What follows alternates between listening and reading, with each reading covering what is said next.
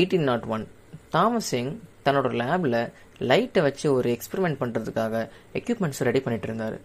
இந்த எக்ஸ்பெரிமெண்ட் செய்ய ஃபர்ஸ்ட் ஒரு கார்போர்டில் 2 ஹோல்ஸை போட்டார். அடுத்து அந்த கார்போர்டுக்கு பின்னாடி ஒரு ஒயிட் ஸ்க்ரீனை வச்சார். கடைசியாக அந்த ஓட்டை போட்ட கார்போர்டுக்கு முன்னாடி ஒரு கொஹிரண்ட் லைட்டை வச்சார்.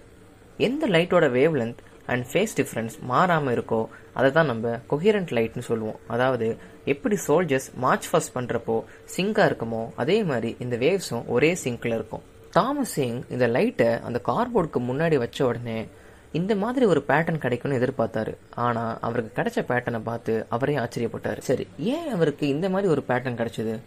இது தெரிஞ்சுக்க நம்ம சில வருஷம் டைம் ட்ராவல் பண்ணி முன்னாடி போகணும். 1678 ஹைகன்ஸ்ன்ற சயின்டிஸ்ட் லைட்டை வேவ்னு சொன்னார். அதாவது இப்போ தண்ணியில் கல்லை தூக்கி போட்டால் எப்படி அலைகள் உருவாகுமோ அந்த மாதிரி தான் லைட்டும் ட்ராவல் பண்ணணும்னு அவர் சொன்னார். பட் அவர் சொன்னது யாரும் பெருசாக எடுத்துக்கல. ஏன்னா ஐசக் நியூட்டன் லைட்டை பார்ட்டிக்கல்னு சொன்னதால் அப்போ இருந்த எல்லாமே அதுதான் கரெக்ட்னு நினச்சாங்க. இப்போ நம்ம இந்த பேட்டர்னை ஹைகன்ஸோட பாயிண்ட் ஆஃப் வியூவில் பார்ப்போம். பொதுவாக நம்ம ஒரு வேவ் எடுத்துக்கிட்டோம்னா கிரஸ்ட் அண்ட் ட்ரஃப்னு 2 பார்ட்ஸ் இருக்கும். கிரஸ்ட்டும் இன்டர்ஃபியர் ஆனால் நமக்கு புதுசாக ஒரு வேவ் கிரியேட் ஆகும். இதை நம்ம கன்ஸ்ட்ரக்டிவ் இன்டர்ஃபரன்ஸ்னு சொல்லுவோம். அதே மாதிரி ஒரு கிரஸ்ட்டும் ட்ரஃப்பும் இன்டர்ஃபியர் ஆனால் வேவ்ஸ் டிஸ்ட்ராய் ஆகிடும். இதை நம்ம டிஸ்ட்ரக்டிவ் இன்டர்ஃபரன்ஸ்னு சொல்லுவோம். இப்போ இந்த 2 ஹோல்ஸ் வழியாக என்டர் ஆகிற 2 லைட் வேவ்ஸ் ஒன்னோடு ஒன்று இன்டர்ஃபியர் ஆகும்போது சில வேவ்ஸ் புதுசாக கிரியேட் ஆகும், சில வேவ்ஸ் டிஸ்ட்ராய் ஆகும்.